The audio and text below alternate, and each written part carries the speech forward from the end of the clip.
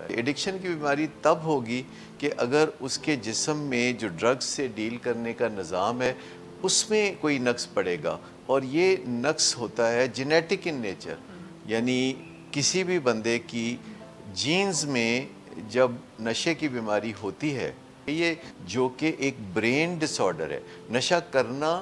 ایک psychological condition ہو سکتا ہے کہ کسی کو نفسیاتی طور پر بے چینی ہے یا کوئی اچھا فیل نہیں ہو رہا، وہ مشکلات محسوس کرتا ہے، تو یہ ایک نفسیاتی کیفیت ہے جس میں کوئی نشے کا استعمال شروع کر سکتا ہے۔ لیکن یہ ایک اعصابی کیفیت ہے جس میں کوئی نشے کی بیماری میں مبتلا ہوتا ہے۔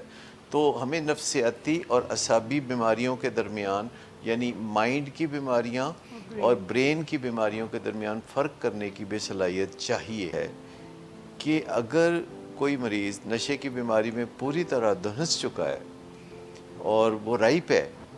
اور اس کے وجہ سے بڑے کرائسس اس کی زندگی میں اور فیملی کی زندگی میں آ رہے ہیں، تو بہترین طریقہ یہ ہوگا کہ فیملی مریض سے پہلے کاؤنسلنگ میں آئے اور اس معاملے کو یعنی پس منظر کے اعتبار سے بھی سمجھے،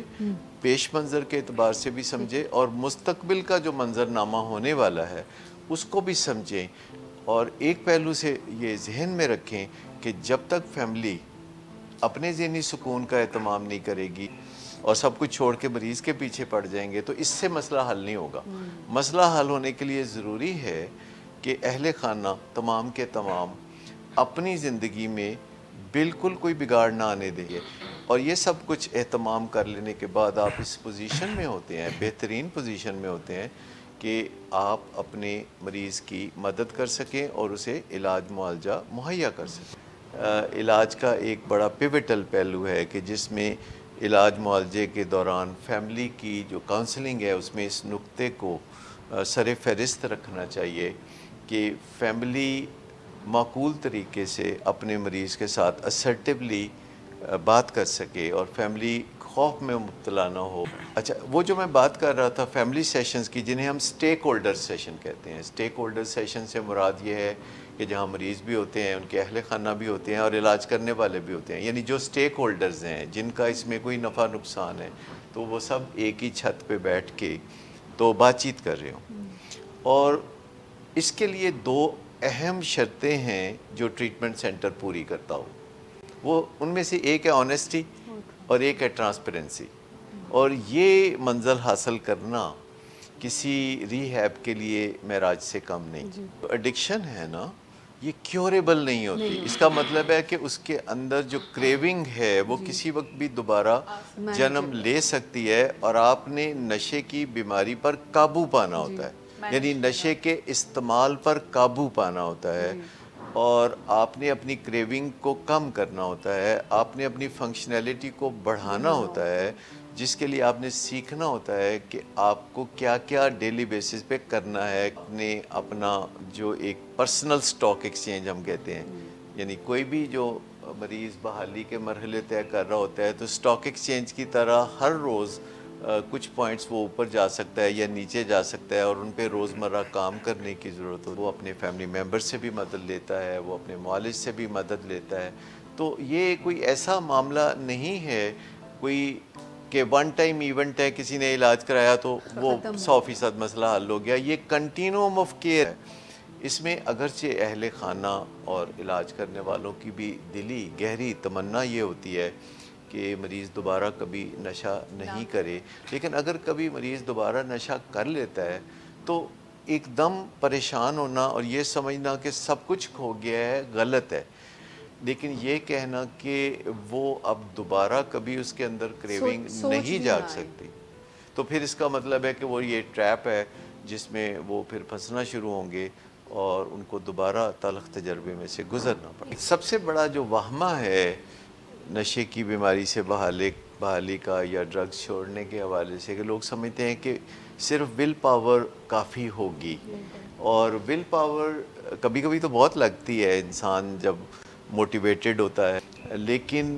یہ ول پاور پھر اگلے دن یا کچھ دنوں کے بعد یکدم سے ایسے کھو جاتی ہے کہیں۔ ول پاور مددگار ہو سکتی ہے اگر آپ ول پاور کو پہلا گیئر سمجھیں، کیونکہ پہلا گیئر میں گاڑی زیادہ دیر نہیں چلاتے، پھر دوسرا گیئر ہوتا ہے اسکل پاور کا، جس اسکلز سیکھتے ہیں کہ نشہ چھوڑنے کا کام کرتے کیسے ہیں، اور پھر تیسرا یہ ہے کہ آپ کوئی گرو ڈھونڈتے ہیں، کوئی معالج، ایسے لوگوں کو تلاش کر کے جا کے ان کے ساتھ میل ملاپ بڑھاتے ہیں، اور پھر یہ ہے کہ اپنا اسے ایک بزنس سا سمجھ لیتے ہیں جس میں منافع بخش طریقے سے آگے بڑھنا ہوتا ہے، اور بہی کھاتا سا بنانا ہوتا ہے، روزانہ آپ نے دیکھنا ہوتا ہے کہ آج میں پہلے کل سے کچھ بہتر ہوا ہوں کہ نہیں۔ اب نشے سے نجات چاہتا ہے تو اس میں کئی منزلیں ہیں جو رستے میں آتی ہیں۔ پہلی منزل یہ ہے کہ اس کا ارادہ بن جائے کہ وہ نشہ چھوڑنا چاہتا ہے، لیکن جب تک ارادہ نہیں بنتا تو اس کا مطلب یہ نہیں ہے کہ اس کا علاج نہیں ہوتا، پھر اس کا علاج ہوتا ہے ارادہ جو بناتا ہے،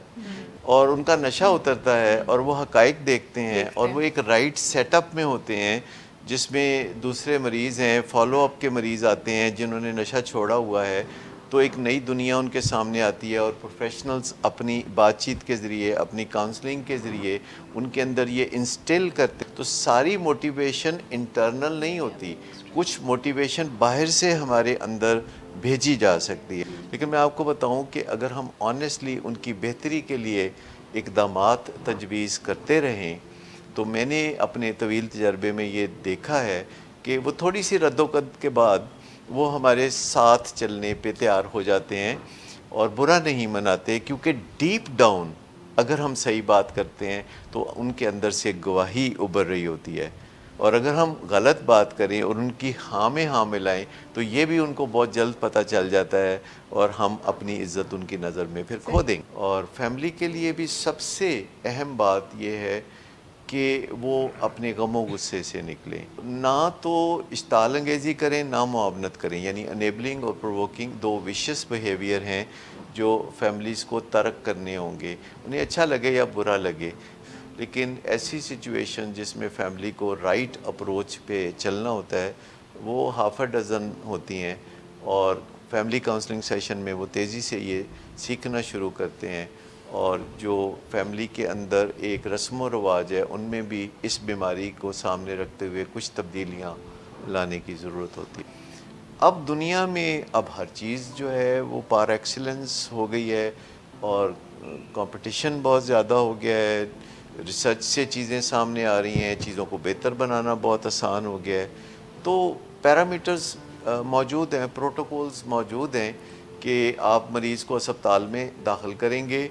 اسے کمفرٹیبل بنائیں گے، اسے خوش رکھنے اور اس کے علاج کرنے کے درمیان بیلنس قائم کریں گے، اس کے ساتھ آپ اسرٹیولی پیش آئیں گے،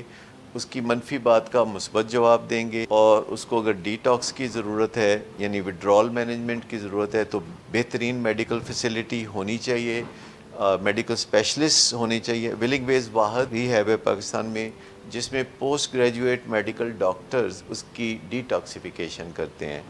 اور وہ میڈیکل اسپیشلسٹ کے سیف ہاتھوں میں یہ مشکل مراحل طے کرتا ہے، اور اس کے بعد پھر اسے کاؤنسلنگ کی طرف مائل کرنا، اس کو سکلز کی اہمیت کا احساس دلانا، اس کے فیملی کے ساتھ انٹریکشنز کو مانیٹر کرنا اور بہتر بنانا، اور فیملی کو یہ صلاحیت دینا کہ وہ مریض کے اوپر اپنی رائے جو ہے وہ اچھی طرح ظاہر مریض کے ساتھ کر سکیں، اس سے اپنی بات منوا سکیں جائز، اور علاج کے بعد وہ اس کو پٹری پر رکھ سکیں۔